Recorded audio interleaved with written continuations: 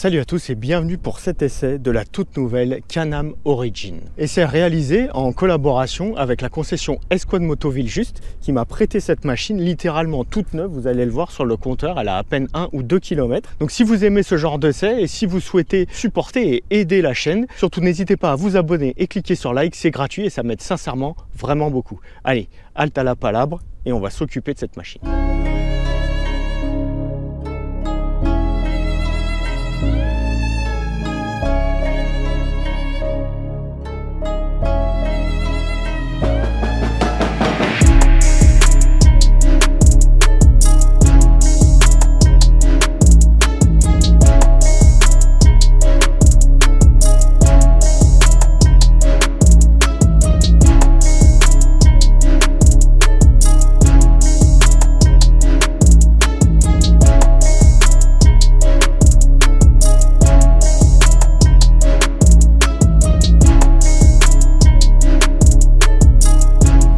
Alors cette Can-Am Origin, c'est un des deux modèles qui est lancé par Can-Am en moto électrique, les premières motos électriques de chez Can-Am. La Origin qui est une version typée off-road, typée enduro si l'on peut dire, et la seconde qui sera une version plus typée roadster, mais qui n'est pas pour l'instant, alors la Origin est en stock, par contre seconde version n'est pas forcément dispo tout de suite, mais bon ça va arriver.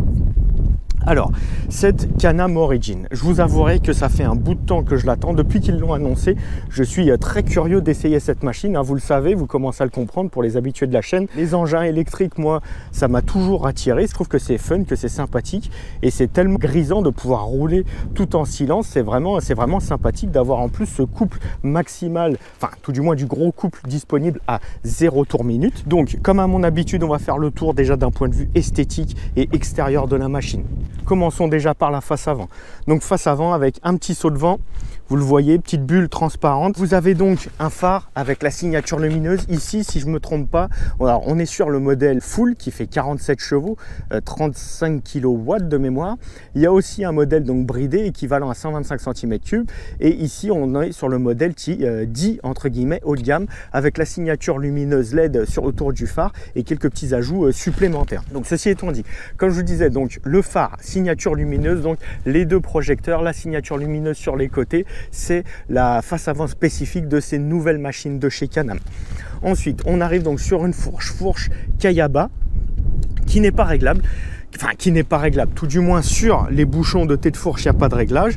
Et j'ai pas vu sur les pieds de fourche, il me semble que j'ai pas vu de réglage. Donc on est bien sur du Kayaba, mais j'ai pas vu de réglage.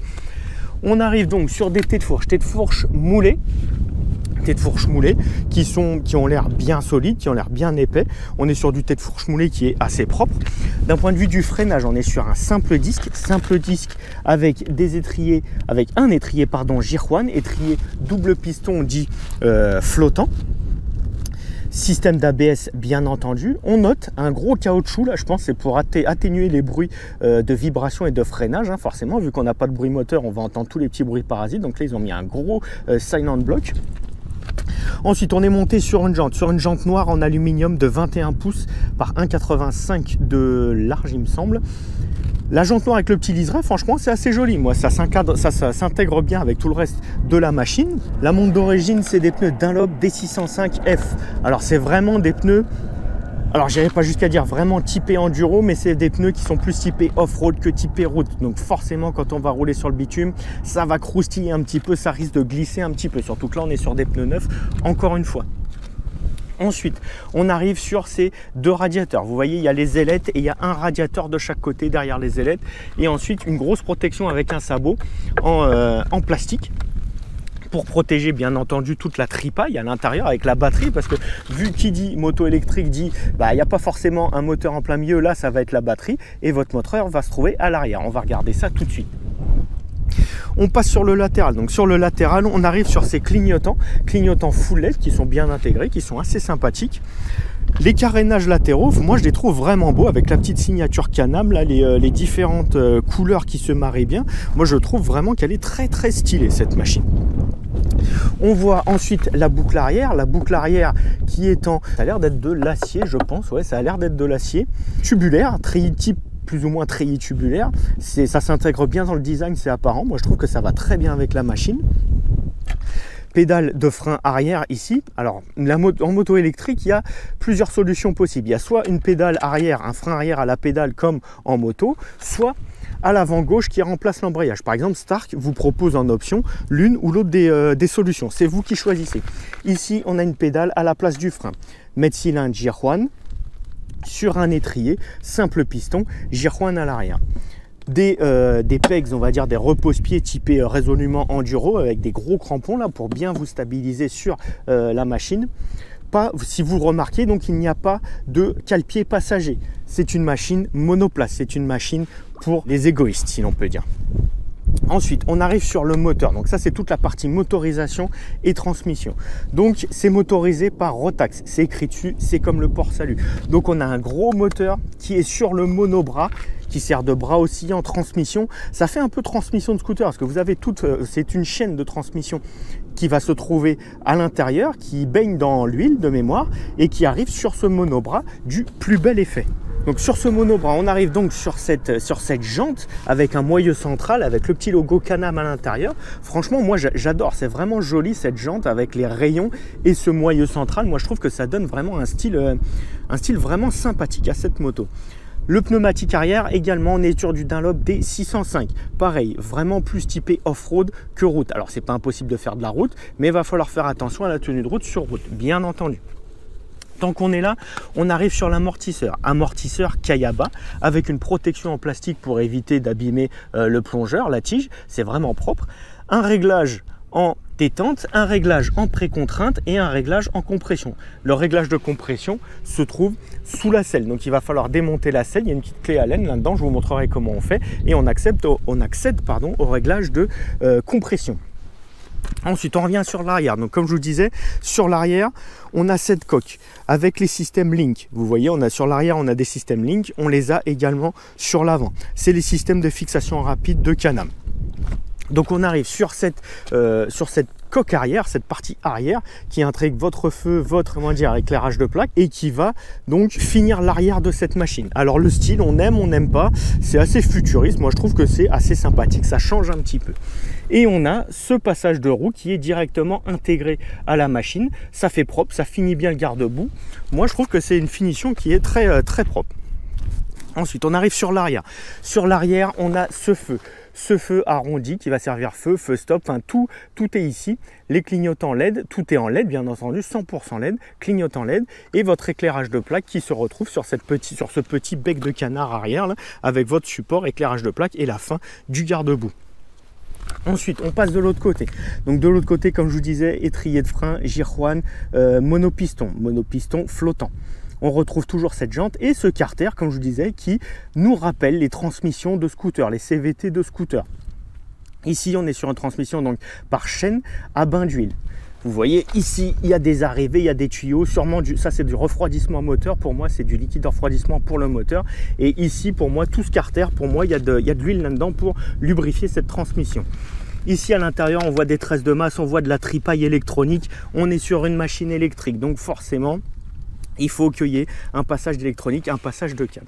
On arrive sur cet amortisseur, encore une fois, comme je vous disais, amortisseur à piggyback, donc avec une bonbonne. La précontrainte est réglable, vous voyez, il y a un petit filetage, là, donc vous allez pouvoir régler la précontrainte. Et la compression, encore une fois, comme je vous disais, est réglable en arrivant sous la selle. Vous avez donc cette clé Allen, enfin cette clé Torx qui est fournie pour dévisser les vis. Et donc par en dessous, on arrive donc à la batterie 12 volts là, et on accède donc au réglage de précontrainte et de compression qui se trouve par ici. C'est une petite molette comme d'habitude sur n'importe quel amortisseur. Ensuite, donc on arrive sur ce latéral. Alors c'est du jaune fluo, hein. Il y en a qui vont aimer, il y en a qui vont pas aimer, mais moi je trouve que ça mixe les couleurs flashy et les couleurs sobres avec ce design satiné mais brillant, enfin satiné mais très métallisé, pardon. Moi je la trouve assez sympathique cette machine. Donc cale-pied identique à l'autre côté, votre béquille latérale et ensuite donc on arrive sur l'avant de la moto qui est identique à ce qu'on a déjà décrit. Alors, ici, vous voyez un réservoir de liquide, un vase d'expansion de liquide de refroidissement qui n'est pas très esthétique. Bon, ils ont trouvé le moyen de le mettre là, c'est intégré à la colonne de direction. Pourquoi pas, j'ai envie de vous dire.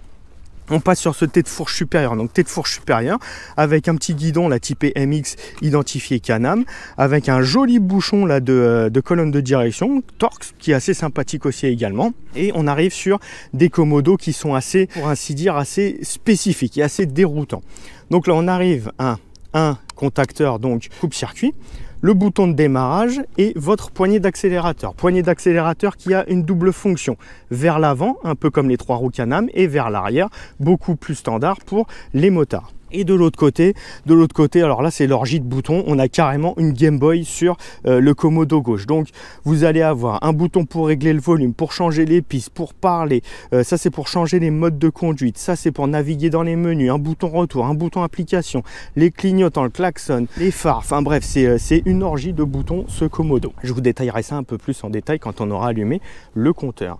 Des rétroviseurs, alors là, plus vintage, tu meurs. C'est des rétroviseurs tout arrondis, à l'ancienne, j'ai envie de vous dire, ça fait très vintage. Est-ce qu'on verra bien l'intérieur ou pas? Bon, je pense que ça devrait le faire, ce ne sera pas transcendant, mais je pense que ça devrait le faire. Alors ici, vous avez vu que c'est une machine qui fonctionne avec une clé standard, donc on a une clé traditionnelle pour le contact. Ici, on a un petit compartiment avec écrit Origine, au cas où vous auriez oublié comment votre moto s'appelle. Et ce petit compartiment, une fois qu'on l'a ouvert, qu'est-ce qu'on a? On a donc soit un emplacement pour mettre des papiers, soit un emplacement pour mettre votre téléphone avec la petite prise USB ici. Il suffit de brancher un câble et vous pouvez donc mettre votre téléphone à charger. La fameuse clé Allen Torx, enfin la clé Torx que je vous disais tout à l'heure, qui va vous servir à démonter la selle pour accéder à ce qui se passe sous la selle. Donc rien de plus simple, on prend la clé, on dévisse. Alors à une main forcément, ça va moins vite qu'à 2 mains. Mais vous voyez, même à une main, il n'y a rien d'insurmontable. Alors désolé, hein, ça prend un peu de temps à une main. Voilà, normalement, voilà. Donc là, la clé, on la remet là pour ne pas la perdre. Et on peut sortir la selle. Voilà. Et une fois que la selle est sortie, donc comme je vous disais, on accède à la batterie 12 volts qui se trouve ici. On a accès à toute la tripaille avec la prise diag et les fils électriques. Et ici, vous voyez qu'on a le réglage en compression de l'amortisseur arrière. Donc pour affiner le réglage, il va falloir démonter la selle. Pour ceux qui voulaient un petit peu d'espace de rangement, il n'y a pas tant que ça sur la selle, hein, donc sous la selle pardon. Et on revisse, on remet tout ça dans le sens inverse du démontage. Il suffit donc de resserrer les vis, pas trop, hein, c'est du plastique. On remet la clé Allen à son emplacement, enfin la clé Torx à son emplacement. On referme tout ça. Et voilà, donc tout est rangé, tout est remis à sa place. Alors, on parlait de la selle. Alors, la selle en elle-même, c'est un peu bizarroïde la selle, parce que du coup, on n'a pas de housse de selle, c'est directement la mousse de la selle, avec sûrement un traitement spécifique ou une finition spéciale qui est directement à l'extérieur. Vous n'avez pas de housse de selle, ça c'est la selle en elle-même. Alors, on est sur une mousse qui est assez molle, qui a l'air assez confortable. C'est un design assez surprenant, mais bon, vu que c'est une machine qui est résolument qui casse les codes, hein, je trouve que ça se marie bien avec l'esprit de la machine. Vous avez cette petite butée à l'arrêt à l'image un peu des cafés racer à l'ancienne. C'est pas déconnant, moi je trouve. Donc voilà pour cette présentation un petit peu extérieure de la machine. Donc maintenant, on va mettre l'usine à gaz en route. Donc qu'est-ce qu'on fait? Déjà, on met la clé sur On. Et on va avoir le gros écran TFT tactile, je précise, qui va s'allumer. Donc petite animation. Et là, ça commence les embrouilles. Ça l'est. Donc là, il vous demande, est-ce que vous prenez, c'est sécuritaire, vous comprenez? Oui, je comprends. Attention, attention, etc. Ok. Donc là, on appuie sur la croix, si on veut. Bien, voilà. Il vous demande encore, oui, je comprends. Voilà, et là, donc, on accède au tableau de bord de la machine. Alors, pour la mettre en route, qu'est-ce qu'il faut faire? À l'image des 3 roues Can-Am, il va falloir pousser la commande d'accélérateur sur l'avant et appuyer sur le bouton de mise en route en même temps. Et une fois que c'est fait, donc vous déverrouillez l'écran et donc vous mettez en route la machine.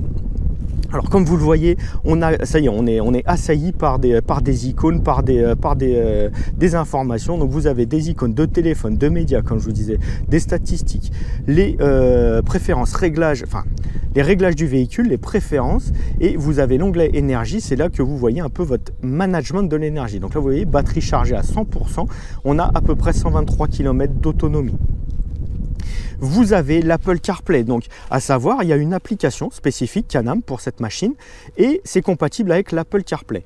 De l'autre côté, vous avez un compteur un petit peu plus consensuel, j'ai envie de dire. Vous pouvez l'agrandir comme je viens de faire ou revenir au mode application. Donc là, nous, on est plus des motards, donc on veut le compteur complet.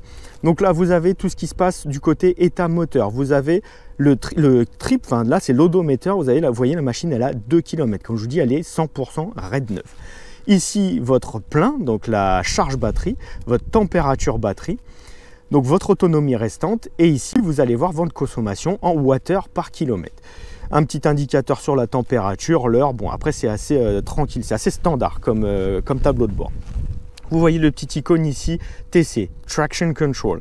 Donc on a un Traction Control sur cette moto. Le Traction Control sera désactivé sur l'arrière en tout cas avec le mode off-road. Parce que vous le voyez, donc ici comme je vous disais, quand on appuie sur ce bouton là, on a les différents modes de conduite qui s'affichent. Et donc avec les flèches, on peut passer du mode normal au mode sport et au mode off-road. Et en mode off-road, vous voyez les modes conduite tout terrain désactivent l'ABS et le Traction Control. Nous, pour l'instant, on va se mettre en mode normal. Et donc, toutes les interactions que vous allez avoir avec cet écran, hormis le tactile, ce sera sur ce gros Komodo de ce côté-là. Alors, petit oubli de ma part, hein, avant de partir, le port de charge. Donc, le port de charge se trouve ici. Donc, port de charge standard, charge rapide ou charge standard, bien entendu. Et petite spécificité de la machine, il y a... Attendez, voilà. Il y a une marche arrière. Donc, on met le contact. Je vais vous montrer ça tout de suite. Donc, la petite animation qu'on ne peut pas passer. Hein, c'est sympa au début, mais à la longue, c'est un petit peu relou. On met la machine en route. Voilà, on a la confirmation. Donc là, on est en mode drive. Donc, marche avant. Vous voyez, on accélère, ça part en marche avant. Pour la marche arrière, vous restez appuyé sur ce bouton. Et on passe en mode rear. Donc, mode marche arrière.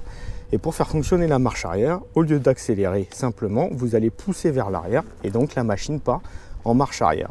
Et ça, c'est plutôt sympathique parce que c'est une petite feature, comme dirait l'autre, qui est vraiment sympathique pour pouvoir utiliser toutes les capacités d'un moteur électrique en transmission directe avec la chaîne et de l'autre côté, pardon, avec la chaîne à bain d'huile dans l'espèce de carter prévu à cet effet.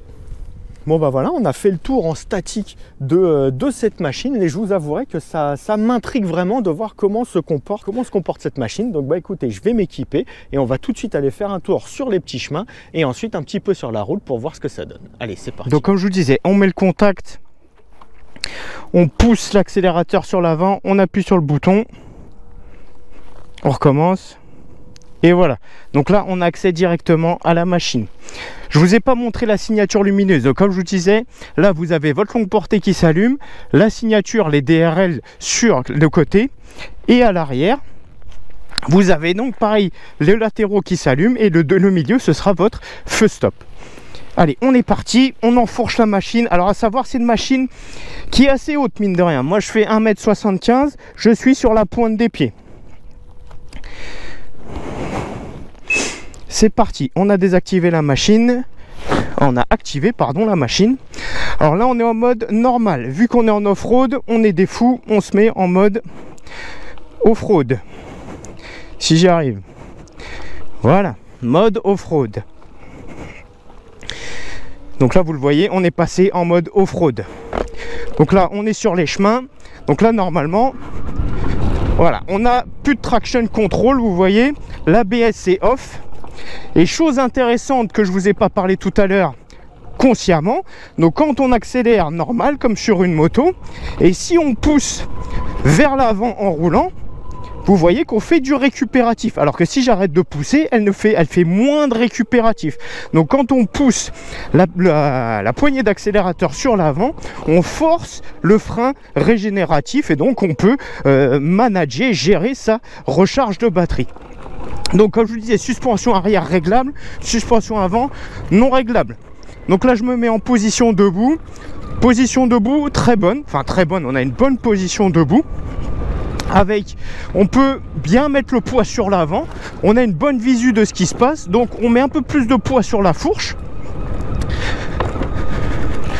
Ça nous permet de gérer un petit peu mieux les transferts de masse et comment les masses sont placées sur la machine d'un point de vue assise. Donc là, si je me rassis, l'amortisseur arrière caille à bas, encore une fois.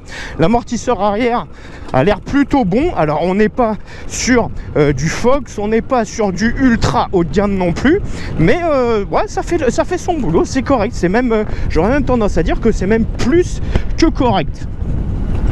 Ensuite, d'un point de vue fourche, la fourche m'a l'air assez raide. Elle nous secoue un petit peu la couenne, la fourche, mais je ne sens pas de comportement déplacé. En tout cas, je ne sens pas de comportement qui porte à ne pas avoir confiance dans la machine, à savoir encore une fois que c'est une machine qui est assez lourde. On parle de 187 kg. On parle de 187 kg, j'allais vous dire à vide, mais sur une machine électrique, il n'y a pas de à vide ou pas, parce que les électrons, bah, ça pèse pas, enfin ça pèse très peu en tout cas. Donc on est sur une machine de 187 kg. Alors c'est pas non plus un mastodonte, mais c'est pas non plus le poids d'une moto d'enduro. Donc bon, il faut garder ça en tête. Et en plus on a la batterie, donc enfin bon bref. Du coup les masses sont centrées, mais c'est une machine qui fait son poids, si l'on peut dire. Les suspensions sur le travail rapide, des compressions et détentes rapides, ça nous secoue un petit peu la couenne, mais ça reste largement acceptable. C'est pas inconduisible, c'est pas confortable, mais c'est loin d'être inconduisible, tout du moins dans les chemins comme ça. Donc je vais l'emmener sur notre terrain habituel de d'essai, des quads ou des motos en off-road, hein. Ça reprend bien, c'est en même temps c'est électrique, donc il y a du couple, il y a beaucoup de couples à très bas régime, enfin à 0 tour minute. Ça reprend bien, c'est agile, c'est vraiment sympathique. Alors maintenant on va aller un peu plus dans le dur. On va aller dans une partie qui fait un peu plus enduro off-road, si l'on peut dire. Encore une fois, machine, comme je vous disais, machine un petit peu lourde. Donc il ne faut pas se laisser emporter par le poids. Dès que vous sentez qu'elle commence à partir ou pas, ou quoi, ne vous laissez pas surprendre. Il faut rester à l'affût du comportement et des changements de masse de la moto. Mais vous voyez, encore une fois, bon là je suis en position assis, donc plutôt typé confort. C'est une machine qui évolue très très bien, sans aucun problème. Alors attention, sur le couple, ça y va tout seul. C'est l'avantage de l'électrique, c'est que on a du couple tout de suite, pas de rapport à changer, rien à faire. On a le couple tout de suite, il suffit de doser et ça le fait. Il n'y a aucun problème de ce côté-là. Donc encore une fois, comme je vous le disais, de bonnes capacités, des capacités off-road certaines, mais tout en gardant en tête le poids de la machine, un poids qui est, alors j'irai pas jusqu'à dire qui est situé en hauteur, parce que on a le moteur qui est sur le bas, on a la batterie qui est en hauteur, mais enfin en hauteur qui est en position verticale, mais ça n'empêche qu'il faut pas se laisser surprendre par le poids de l'engin, en tout cas, parce que une fois qu'elle est partie, elle est partie, hein. Donc là vous voyez, on a des compressions, on a des crevasses, hein. La moto, franchement la moto encaisse vraiment bien. On a l'amortisseur arrière qui encaisse bien. La fourche il mériterait une optimisation, quelques petits réglages, mais bon, elle n'est pas réglable comme je vous le disais. Mais franchement, pour du réglage d'origine, on est vraiment pas trop mal, hein. Alors là, je vais faire un petit demi-tour.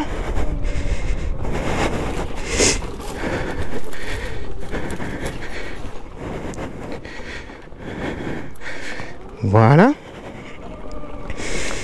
Allez, pour le plaisir, on va se faire un petit départ arrêté. Cette fois-ci, en mode sport. Là, on est en mode sport. Allez, vous êtes prêts les amis? On se met sur l'avant. C'est parti.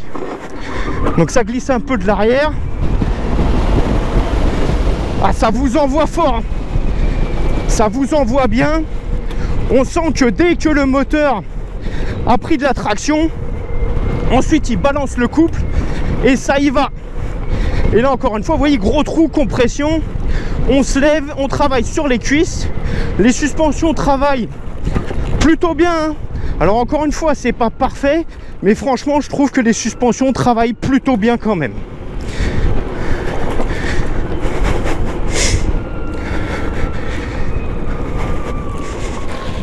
Donc là, on va en finir avec notre portion de off-road. On va se taper un petit... alors, j'irai pas jusqu'à dire un petit bourbier, mais on va se taper un petit bourbier. Si, allez, on va appeler ça comme ça, même si c'est pas vraiment un bourbier. Et ensuite, on va aller voir sur la route ce que donne cette Can-Am Origin.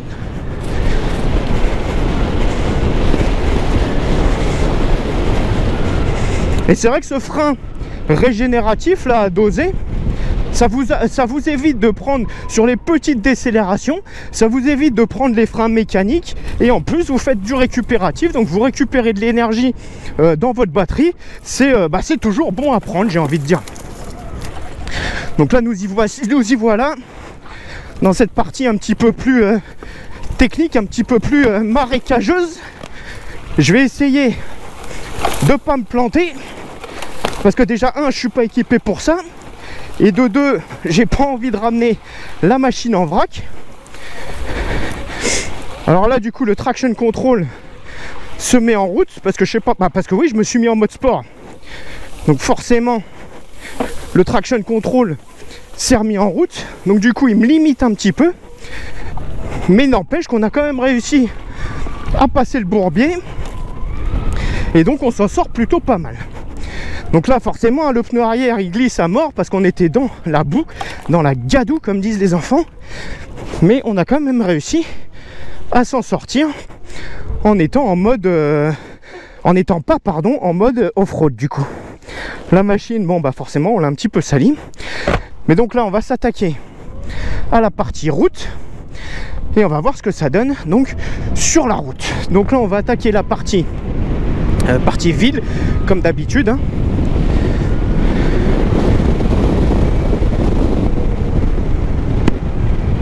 Ouais, c'est très joueur, hein, sur la poignée d'axel, c'est très joueur, hein.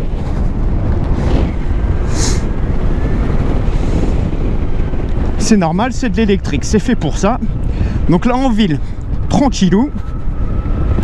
L'autre avantage de l'électrique aussi, c'est qu'on peut se permettre de rouler tranquillement sur le couple, parce qu'on en a du couple et on n'a pas besoin de tricoter donc avec la boîte de vitesse pour toujours être sur le bon rapport. C'est vrai que le moteur électrique, lui, il a tendance à être toujours sur le bon rapport. Donc là c'est parti, petit passage en ville, tranquille, ultra silencieux. Ça c'est vrai que s'il y a un truc qui est vraiment agréable avec l'électrique, c'est qu'on est ultra silencieux, on dérange personne, tout en ayant des performances qui sont vraiment bonnes, hein, pour le coup. Donc en ville, bien entendu, faire attention avec les pneus tout terrain, parce que ça peut vite gratter, grogner et potentiellement glisser. Parce qu'encore une fois, c'est pas des pneus qui sont faits pour rouler sur la route, hein. Surtout là, je le rappelle, on est en mode sport. Donc là, vous voyez, récupératif.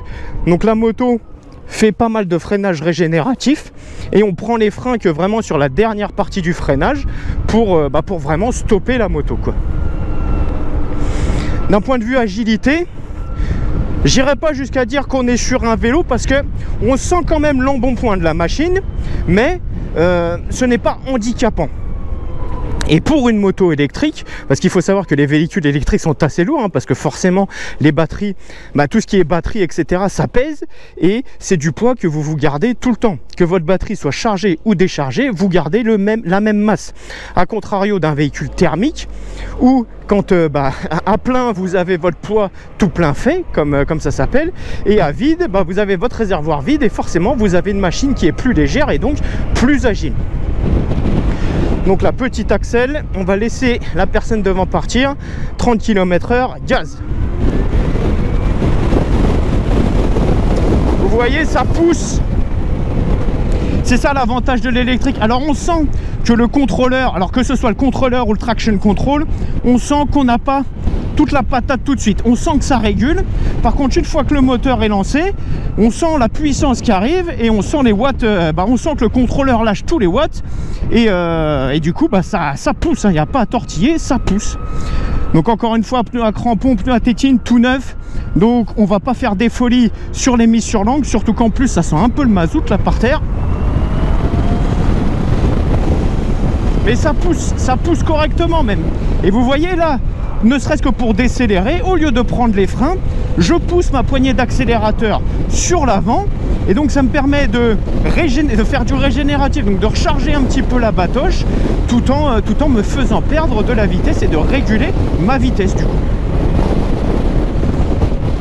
Donc en ville, on a vu que c'était confortable, c'était agile.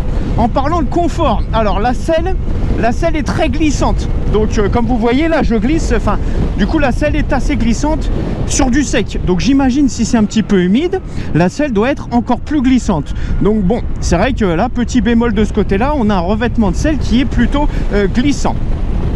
Ensuite, d'un point de vue confort, comme je vous le disais, hein, cette mousse de selle qui est très souple, qui épouse la forme de votre postérieur, j'ai envie de dire, comme on s'y attendait, franchement, on a une selle qui est confortable, qui est même vraiment confortable.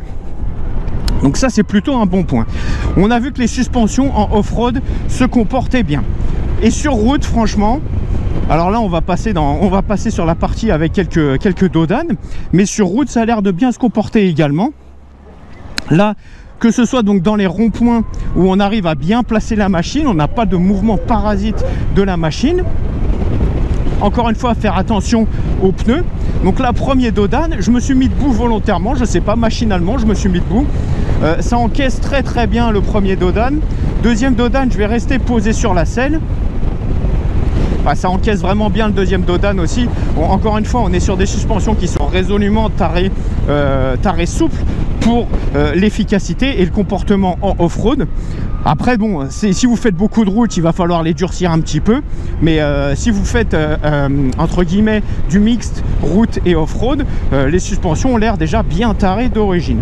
Et là, comme vous l'avez peut-être vu tout à l'heure, à l'approche du virage, à l'entrée du virage, j'ai pas pris les freins mécaniques. J'ai juste utilisé le régénératif et ça ralentit quand même sacrément bien la machine.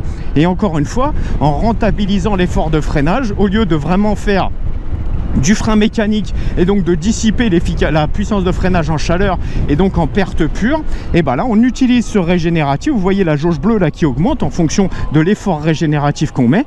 Ça permet donc de freiner tout en récupérant de l'énergie dans la batterie, et ça c'est plutôt pas mal. Une fois l'habitude prise, c'est vrai que ça permet de gérer, de doser un petit peu mieux cette utilisation de batterie et de réguler donc votre décharge et charge batterie, et ça c'est vraiment pas mal. Pour ceux qui se posaient la question des reprises, vous ouvrez, ça part tout de suite, hein.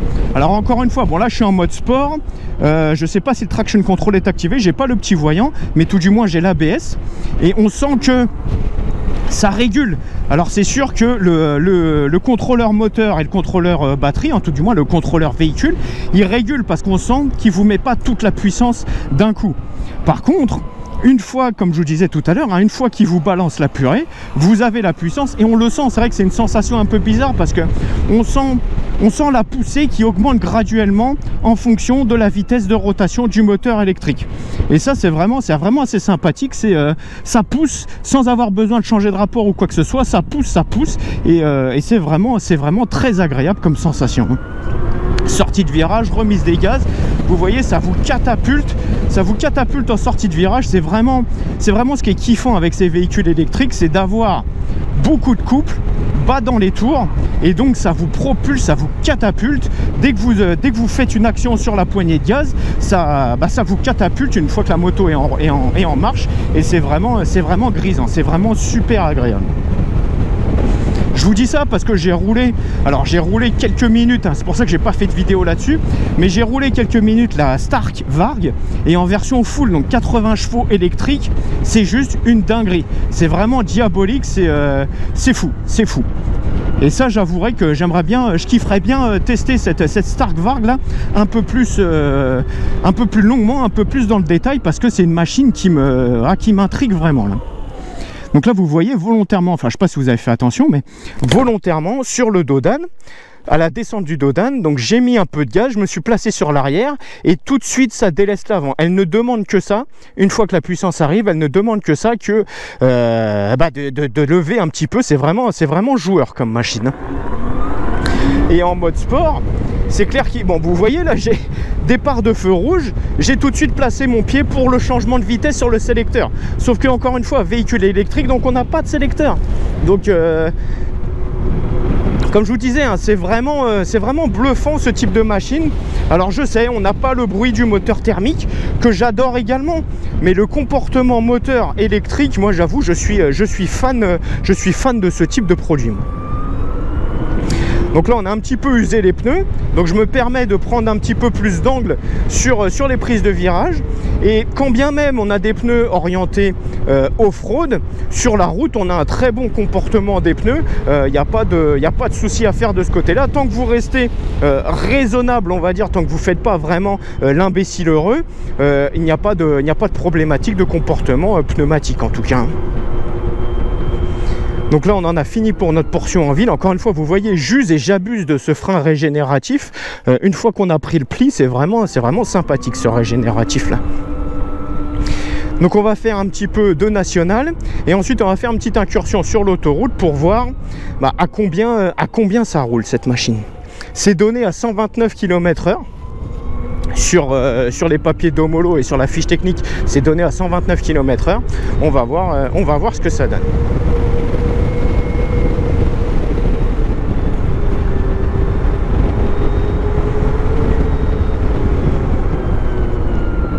Et vous voyez ce régénératif là, j'ai pris le pli tout de suite. Et c'est vrai qu'il suffit d'anticiper un petit peu et on arrive vraiment à exploiter ce frein moteur régénératif. C'est vraiment un plus et c'est vraiment appréciable.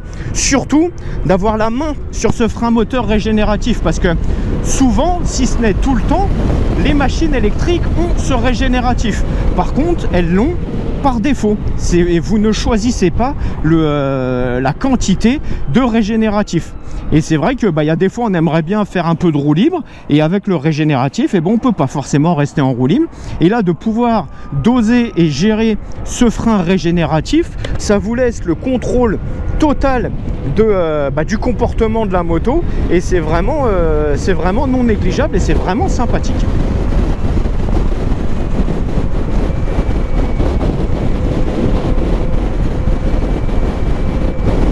Là vous voyez, il nous reste approximativement 99 km d'autonomie avec la charge.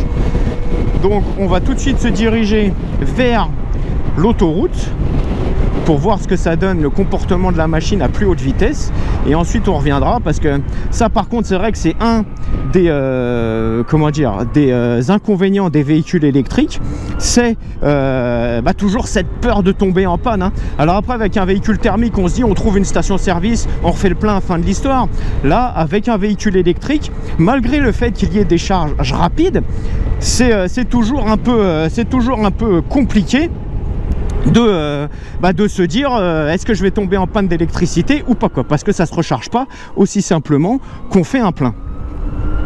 Donc là vous voyez, en ville sur route, il faut jongler entre ce régénératif et ce frein mécanique, mais je vous avouerai, une fois qu'on a pris le pli, c'est assez agréable à gérer.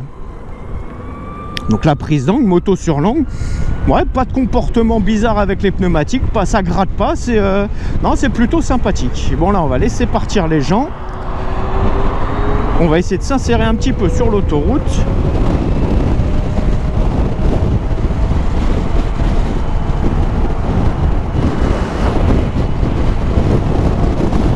Allez, gaz. 120, 124, 125, 126, 127. Ouais, c'est ça, on est à 128, 127, 128. Là, je suis gaz en grand en mode sport, hein. Donc ouais, voilà, vitesse de pointe 127, 128 km/h. Au compteur, au GPS, je sais pas trop ce que ça donne, mais c'est la vitesse compteur. Alors après, l'agilité de la machine, donc là forcément on est à vitesse plus élevée, donc là vous voyez que l'autonomie descend à vue d'œil. Forcément bah, c'est normal, hein, j'ai envie de vous dire, hein. L'autonomie descend à vue d'œil. La protection, bah, on a un petit saut de vent, donc on a une protection qui est anecdotique, mais qui fait son boulot, j'ai envie de dire. On a beaucoup d'air sur la partie supérieure du buste, mais c'est pas forcément inconfortable.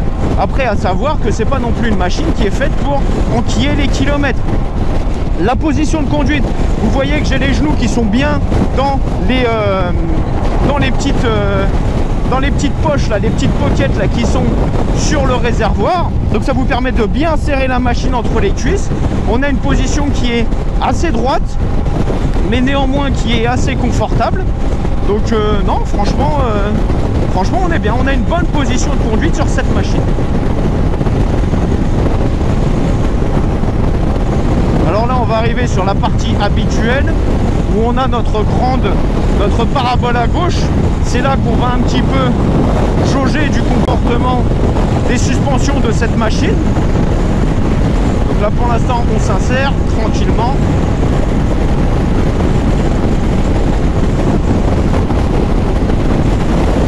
Malgré les pneumatiques typées off-road, on n'a pas de comportement bizarroïde sur la route. Là, vous voyez, on cruise tranquille à 100, 110. On n'a pas de comportement bizarre. La moto est saine. Elle reste très agile, hein, vous le voyez. Donc non, franchement, on a un comportement qui est correct, même à vitesse plus élevée, pour une machine qui est clairement pas faite pour taper des records de vitesse ou pour faire un Paris-Marseille sur l'autoroute. Donc là, on arrive dans notre parabole gauche. On va se taper plusieurs compressions. C'est pour ça que je me mets sur la gauche. Attention, alors là, on va arriver sur le premier raccord. Petit raccord, on n'a rien senti. Là, on arrive sur un raccord compression. Très bon comportement, rien à signaler. Deuxième raccord, ça encaisse. On sent rien, il se passe rien. C'est vraiment bien. Comme suspension, c'est vraiment très bien. Alors on a des sifflements, c'est vrai que, alors j'ai le même casque d'habitude, même équipement que d'habitude, il n'y a pas de souci de ce côté-là. On a quelques sifflements sur l'aérodynamique du véhicule. Bon, en même temps, comme je vous dis, c'est pas une moto qui est faite pour faire de la route, loin de là. Mais vous le voyez, donc même à vitesse plus élevée, c'est une machine qui se comporte bien, qui peut faire des portions de vitesse, enfin des portions de route à vitesse plus élevée, plus rapide. Ça lui fait pas peur, quand bien même, encore une fois, c'est pas fait pour ça, c'est sûr. Donc là vous voyez hein, l'autonomie qui descend. Donc prochaine sortie, on sort et on fait demi-tour. C'est ça, encore une fois, c'est ça l'inconvénient des véhicules électriques, c'est d'avoir toujours cette appréhension, cette peur, on va dire, de manquer d'électricité. Il faut apprendre à apprivoiser la machine, apprendre à rouler la machine, et voilà. Pour ceux qui se posent la question, on n'a pas du tout d'à-coup dans la transmission. Cette transmission par chaîne à bain d'huile dans l'espèce de mono, enfin c'est pas l'espèce, dans le monobras qui maintient donc la roue arrière. On a vraiment aucun à-coup. On a une transmission très fluide. On a pour ainsi dire aucun délai, aucune latence entre l'action sur la poignée de droite et la réaction du moteur électrique. C'est vraiment confortable à rouler, que ce soit en termes d'agrément de conduite, aussi bien qu'en termes de châssis et suspension. Je vous disais, à part la selle qui est glissante, hein, j'ai envie de vous dire qu'elle est quand même assez glissante, la selle. Sinon, le reste de la machine, on est vraiment sur une position de conduite confortable, un comportement châssis-suspension confortable et un agrément de conduite qui est vraiment appréciable.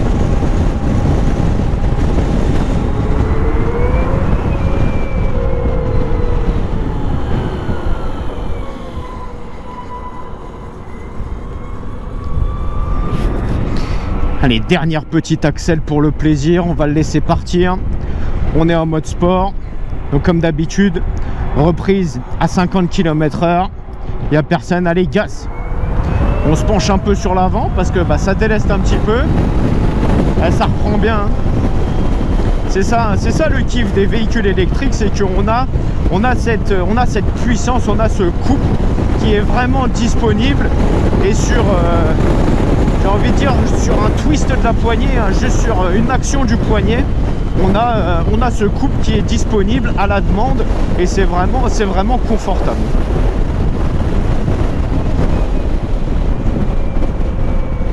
Oui, bien voilà, le moment est venu de leur rendre hein, cette Can-Am Origin. Et franchement, moi je trouve que pour un coup d'essai de Can-Am hein, sur les véhicules électriques, alors j'irai pas jusqu'à dire qu'on est sur un coup de maître, mais on est sur une machine qui est plutôt vraiment bien née. Elle vient de sortir, hein, donc potentiellement il va y avoir des updates software, des mises à jour du comportement de la machine. Mais déjà là, en l'état, donc sortie d'usine, un brut de décoffrage, j'ai envie de dire. On est sur une machine qui est plutôt performante, qui est plutôt agile. Alors encore une fois, en off-road pur, c'est une machine, je trouve personnellement, hein, certains vont me dire que je dis n'importe quoi, qu'ils ne sont pas d'accord avec moi, bon bref, moi personnellement, je trouve que pour du off-road pur, on est sur une machine qui est un petit peu lourde. Alors il ne faut pas l'oublier, il faut le prendre en compte, et il ne faut pas la laisser vous emmener.